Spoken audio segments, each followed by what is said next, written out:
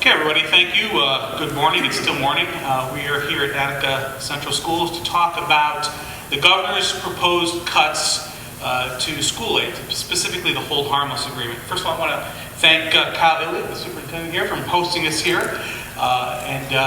You see behind me the folks that are going to have to deal with this situation. The idea that for some reason, if your enrollment is declining, that the governor thinks that means proportionately your costs are declining, which is not true. New York State has had a hold harmless agreement for many years that keeps the funding at least flat for our school districts. The idea of removing the hold harmless essentially is saying that it doesn't matter that we continue to heap more unfunded mandates in our school districts, things like the electric school bus mandate, which is going to cost our school districts millions of dollars to convert to a questionable system of electric school buses. But that somehow, with a less enrollment, that you can't at least expect even funding. Now, let's talk about how much this is. First of all, here in the 57th Senate District, which Attica is including, it's about $11 million in this budget that we cut from our rural school districts.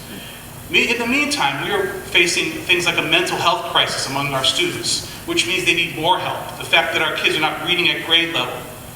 All these other things that our schools are trying to struggle to provide the support for is now going to be pulled out from under them, simply because the governor thinks she should get to decide where that funding goes. And she said that in her budget address. During the Q&A, she said, I have to have the flexibility to decide where that funding goes. She said that. So what she's saying is she's going to play politics with our students' futures, with their funding. That's what that means. And I'm happy to say that there has been bipartisan pushback against this idea of cutting the hold harmless. I'm glad to see that. Because at the end of the day, this is an important part of what New York State government should be doing. Protecting our children and ensuring that they have the best chance that they can to succeed here in New York State. So on top of this cut, let's look at what else the governor has decided to do. So we're going to cut school aid, but we're going to send $2.4 billion this year to New York City for their self-created migrant crisis. I say self-created because New York City remains a sanctuary city. The welcome mat is still out to everyone around the world. And we're going to send $2.4 billion there after the $2 billion we sent last year. And that, by the way, adds up to about our budget deficit this year of about $4.5 billion. Where does it end, folks? When do we start prioritizing our kids, our citizens? That's what has to happen. As Senator Borrello said, don't forget, this is a fight. Okay, because we are prioritizing other situations like immigrants, migrants, whatever name you want to call them, to $2.4 billion, which the governor said is coming out of the direct budget. That is money that can be used for all these other programs. On this huge budget of over $240 billion, of which we have a deficit, which is crazy, they're prioritizing everything else, everyone's pet projects on the majority side, over the education of our children. Don't forget, this situation wasn't just caused by the governor, it was caused by the other side of the aisle because they control the budget, not the Republicans. Let's be very clear. So when this budget is sliced and diced back in the fall, the preliminary, and after January, they've been sitting at the table and they've agreed to this preliminary budget. This doesn't all come down just at once. I'm glad to see that they're getting pushback from all of us, the public, so that now they're having pushback, but they created this problem. We can't kick this can down the road and put this burden on our small school districts anymore. With all the unfunded mandates coming up, as he mentioned, Senator mentioned, with the electric buses, the electrification. This is something that is going to put a serious burden on our schools and their taxpayers, like this community. And I've tried over the years to bring folks, Superintendent Smith and I were just talking about it, I've brought folks up here from the majority side, from New York City and Long Island, to visit our area. So they could see, so they could hear, and on the farms, they could smell who we are and what we do up here, what our economy is based on. Then I go down and see them. One of the folks that I invited to come up and went down to see is from the Bronx. His name is Michael Batavia. Oddly enough, today, in 2024, he is the chair of the Education Committee in the state assembly. He may be on the other side of the aisle, but the relationships that I've strived, and others like Dave have strived, and Senator Borrello strived to create, can't hurt. And so when it comes to education, in this case, I've been talking to and continue to talk to my friend, Mike Batavia. Relationship building when you're in the minority is so important, as Dave and George have said. We're going to be here to fight for rural districts. We're going to talk about, as we have already, the hold harmless and the fact that you can't have Attica with foundation aid here this year when it was here last year, and another school district with aid here, foundation aid, when it was here last year. Rural school districts and low wealth districts need to be treated the same. Okay. And I know what I'm about to say is going to be controversial, but it's true. To raise students have increased dramatically. I extend an invitation to any of our elected officials to spend a day, a whole day, in any of our schools to truly understand everything our educators do for our students. Schools are now providing transportation for apathetic students to get them to school. They're going out to the houses to pick them up.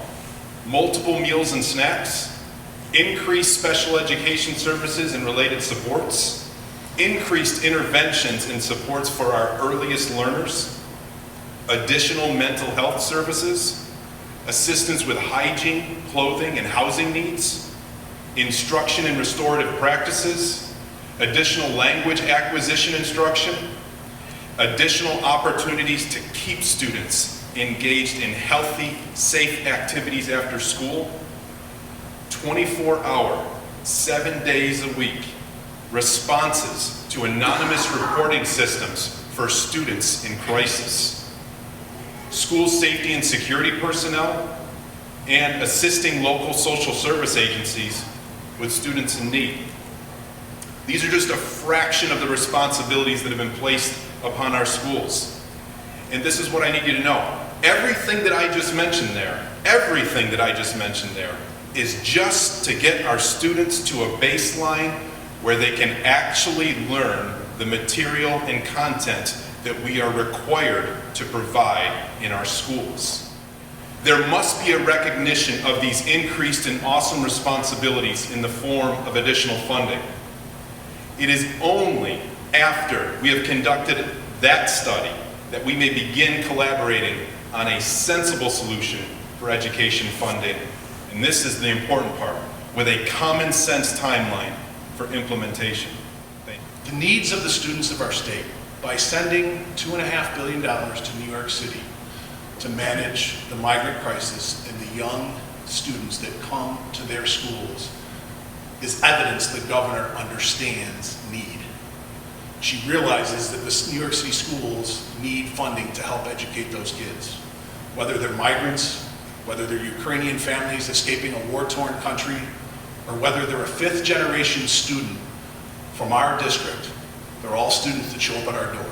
And our job is to provide the best possible education we can for them.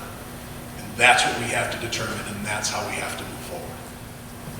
Should state lawmakers approve the governor's proposal, funding cuts would come on top of existing state mandates that restrict our district's ability to raise funds through other means, including the tax cap, the 4% restriction on unappropriated fund balance, and strict regulations regarding the use of reserves by school districts. As Governor Hochul seeks to address the foundation aid formula because of enrollment declines in schools, she fails to take into account that while schools may now be serving fewer students than in the past, all of our districts are doing much more for their communities than ever before. We request that the State Senate and Assembly reject the proposed cuts to foundation aid, especially its lowered inflation adjustment and reductions in safe harmless, and that the legislature again provide a guaranteed minimum increase for all districts so that we can continue to meet the needs of all of our students and community. Thank you. But what happens now is that we are handed a child, sometimes at the age of 3, that requires so many services, so many things to get them to that baseline, as Darrell mentioned. We are handed a family that has no resources, that requires the schools to provide everything from mental health to medical appointments, clothing, hygiene products, and food, even over the weekends. We are handed a child that is in need. More and more in upstate New York, that is the situation. And it is really imperative that we impress on not only these elected representatives, but all elected representatives that are involved in funding our schools, that those needs never leave. If we have 25 less students in our building this year, that doesn't mean we can cut the nurse's position by whatever that percentage is. You still need to require a nurse. If we have more children needing mental health services, that doesn't mean you kind of like figure out where the heck you're going to get them from. You still have to provide those mental health services. And trust me, in this area, that's harder than you could imagine. In some districts in Western New York, there's a 6 to 8 week window from the time a student is identified and needing mental health services to the time they can actually get the services they need. And sometimes it has been longer. I'm grateful for the bipartisan look at what is happening. It is imperative that our aid is taken care of and handled with care, the same as we take care of and handle our children with care. And the most important thing is that we keep that banner going. And the only way we can do that is if we can keep our aid that we should be getting from New York State. I thank everyone for being here today. I really thank this panel behind us for talking and letting us know where we're at. But more importantly, I thank all of you for taking care of our children, our families, and our community. Thank you very much.